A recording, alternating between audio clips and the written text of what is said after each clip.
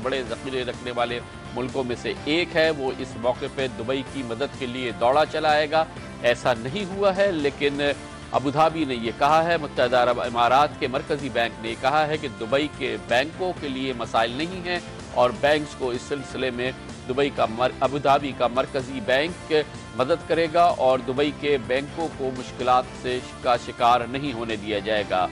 Dubai के बैंकों को फौरी तौर पे मुश्किलात का सामना हो या ना हो, लेकिन दुबई वर्ल्ड के इस हालिया ऐलान ने पूरे दुनिया के सरमायाकारों को हिला के रख दिया है। बरतानिया में इस सिलसिले में सरासीमगी सी कैफियत है, क्योंकि $60 अरब जो सिर्फ दुबई वर्ल्ड के इस वक्त कटाई में पड़े हुए हैं, उसमें इत्तलात के मुताबिक 30% सरमायाकारी बरतानवी बैंकों की है। यही वजह है कि आज जब 4 दिन की छुट्टियों के बाद दुबई में और मुत्तहिदा अरब अमारात में सरकारी काम शुरू हुआ, बाजार खुले, तो अबू धाबी और दुबई की स्टॉक मार्केट्स पूरी तरह से कोलैप्स हो गई। इत्तलात के मुताबिक दुबई की स्टॉक मार्केट में 8% की गिरावट आई, जबकि अबू धाबी की स्टॉक मार्केट में तकरीबन 8.25% की गिरावट आज देखने में आई। इसके अलावा दुबई की सरकारी मिल्कियत में चलने वाली कंपनी डीपी वर्ल्ड के शेयर तकरीबन 15% गिर गए। ईमार, जो कि दुबई की दूसरी सबसे बड़ी प्रॉपर्टी की कंपनी है, उसके शेयर आज 10% गिरे और दुबई की स्टॉक मार्केट में एक कोहराम का सा समा देखने में आया। दुबई की माशी स्ट्रेंथ और उसकी कुव्वत को शदीद तरीन धचका, इस पर हम तज़िया और गुफ्तगू करेंगे, जिसके लिए हमें ज्वाइन करेंगे इस्लामाबाद में पाकिस्तान के मुमताज़ माहिर माशियात और हुकूमत पाकिस्तान के साबिक चीफ इकोनॉमिस्ट जनाब डॉक्टर अशफाक हसन खान। बहुत शुक्रिया डॉक्टर साहब। पहले हमारे नाजरीन को अगर आप थोड़ा सा ये समझाएं कि ये जो वाक़या हुआ है हालिया, किस तरह से इसने दुबई की साख को शदीद तरीन धचका पहुंचाया है, ये क्यों समझा जा रहा है, इसकी बुनियादी वजह क्या है? जी हाँ, ये जैसा कि आपने अपने इंट्रोडक्शन में कहा, ये एक जो दुबई पे एक लोगों का एक एतमाद था, उसकी मईशत पे एतमाद था, उसको बहुत शदीद धचका लगा है। और ये एक बहुत छोटी सी पेमेंट थी कंपेयर टू, अगर उनका जो साइज़ ऑफ डेट देखें आप, दुबई का अपना डेट जो है कोई $80 बिलियन का है, लेकिन उनकी जो एक कंपनी है दुबई वर्ल्ड जिसे कहते हैं, ये एक होल्डिंग कंपनी है, इसका अपना डेट जो है कोई $59 बिलियन का है। आप ये समझ लें कि पाकिस्तान से ज़्यादा इसका डेट है। पाकिस्तान का डेट जो है कोई $55 बिलियन का है और सिर्फ ये इस कंपनी का डेट जो है वो $59 बिलियन का है।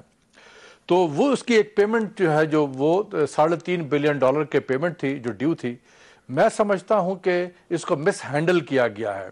और जो लोग इसको देख रहे थे, जिसकी ये जिम्मेदारी थी, उन्होंने वक्त कोई फैसला नहीं किया। ये कोई ऐसी बड़ी बात नहीं थी। इससे पहले भी दुबई बॉन्ड फ्लोट करते रहते थे और उनका ओवर सब्सक्राइब हो रहा था बॉन्ड।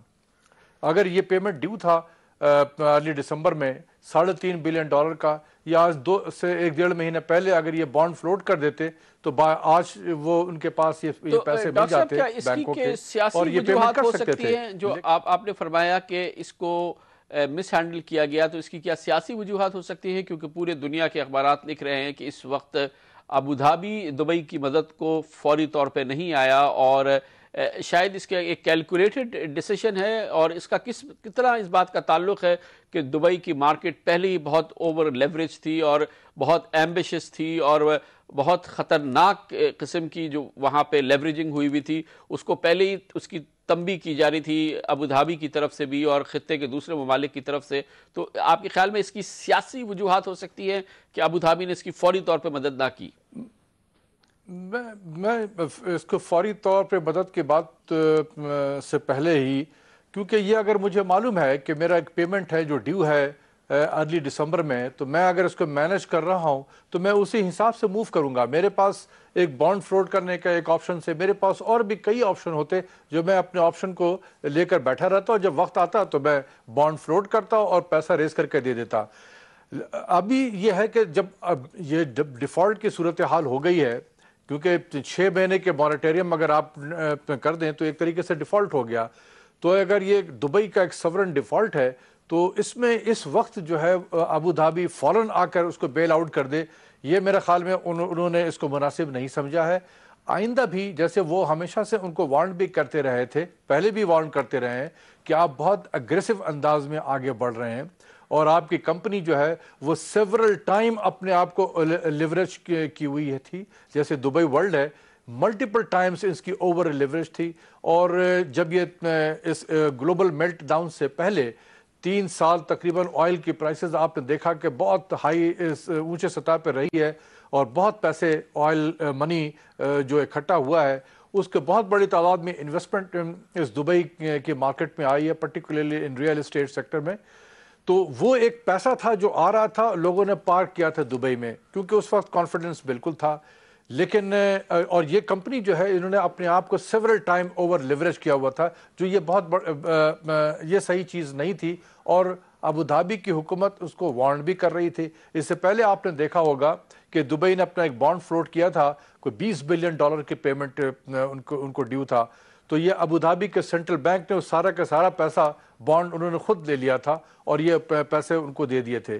اچھا ڈاکٹر صاحب, یہ فرمائیے گا کہ اب ہم اس کو پاکستان کے اس میں دیکھتے ہیں, جیسے کہ آپ نے کہا کہ ساری دنیا کی سرمایہ کاری ہو رہی تھی. یہ ہمیں پتہ ہے کہ پاکستان کے سرمایہ کاروں کی ایک بہت بڑی سرمایہ کاری دبئی اور اس سے منسلکہ دوسری پراپرٹی ریل اسٹیٹ سیکٹر کے اندر ہوئی ہے. یہ بتائیے گا کہ اس ڈیفالٹ کا, یہ دبئی کے موجودہ ماحول کا پاکستان کے سرمایے پر کتنا پازیٹیو اثر پڑے گا, کتنا نیگیٹو اثر پڑے گا؟ نیگیٹو میں اس لحاظ سے کہہ رہا ہوں کہ پاکستانیوں کی اتنی بڑی سرمایہ کاری ہوئی اور ظاہر ہے کہ وہ اب سرمایہ پھنس گیا یا ضائع ہو گیا, اور پازیٹیو اس لحاظ سے کہ شاید پاکستانیوں نے سبق سیکھا ہو کہ اگر سرمایہ کاری کرنی ہے تو بدترین ملک بھی اور بہترین ملک بھی جو ہے وہ پاکستان ہی ہو سکتا ہے. اس کا پاکستان پہ کیا اثر پڑے گا؟ جی ہاں, یہ بڑا اچھا سوال ہے. دیکھیں, دو چیزیں ہوں گی. یہ گلوبل اکنامک کرائسس کے بعد دبئی میں ایک ریکوری کا پروسیس شروع ہو چکا تھا, اور پچھلے ہی ہفتے میں دبئی میں تھا اور میں نے دیکھا کہ کچھ حالات میں بہتری آ رہی تھی, مارکیٹ میں کچھ ایکٹیویٹی نظر آ رہی تھی. اس کرائسس کے بعد جتنا انہوں نے ایک سال میں گین کیا تھا وہ سب ختم ہو گیا ہے, اور جو ریکوری کا پروسیس تھا دبئی میں وہ پیچھے کی طرف چلا جائے گا. اس کے مطلب یہ ہے کہ جو کاروبار وہاں پر چل رہا تھا, جو بھی اور جو پراپرٹی وغیرہ کی قیمتیں تھیں, اس میں جس طریقے سے گرا ہوا تھا ہو سکتا ہے کہ اس میں مزید گراوٹ آ جائے.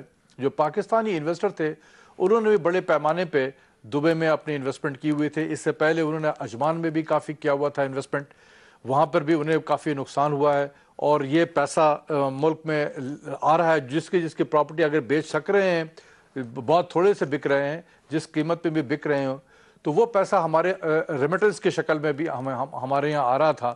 اور اسی وقت دیکھیں کہ ہمارے ریمیٹنس بھی کافی اس میں اضافہ نظر آ رہا تھا, اور میں ہمیشہ سے کہتا تھا کہ ہمیں بڑا کیئرفل ہونا چاہیے اس انفلوز پہ. اب یہ دبئی میں جو ہوا ہے, جہاں پر ہمارے پاکستانیوں کی بہت بڑی انویسٹمنٹ ہے, پرٹیکولرلی ان ریئل سیکٹر میں, ان کو اور شدید دھچکا لگے گا. اور یہ تو اس کا نیگیٹو آسپیکٹ ہے.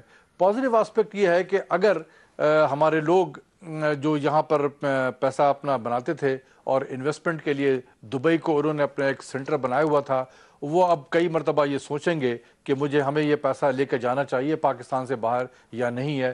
ان کو واقعی اپنے ہی ملک میں پیسہ انہیں زیادہ سیف نظر آئے گا. بہت بہت شکریہ ڈاکٹر اشفاق حسن خان ہمارے ساتھ تھے. دبئی میں انویسٹرز کا کانفیڈنس شیک ہو گیا ہے. دبئی کا تاثر کہ وہ سرمایہ کاروں کی محفوظ جنت ہے, یہ محفوظ پناہ گاہ ہے, وہ بری طرح سے متاثر ہوا ہے. شدید دھچکا لگا دبئی کو, اور شاید اس کا انڈائریکٹ یا ڈائریکٹ فائدہ پاکستان میں سرمایہ کاری کے ماحول کو ہو. اس کے ساتھ ہی ہمارا آج کا پروگرام اختتام پذیر ہوتا ہے. کل آپ سے پھر ملاقات ہوگی. اس دوران آپ کوئی کامنٹ, تبصرہ یا نئی معلومات بھیجنا چاہیں ضرور لکھیے. ہمارا ای میل ایڈریس ہے aaj@geo.tv. کل تک کے لیے کامران خان کو اجازت. اللہ حافظ. ناصر.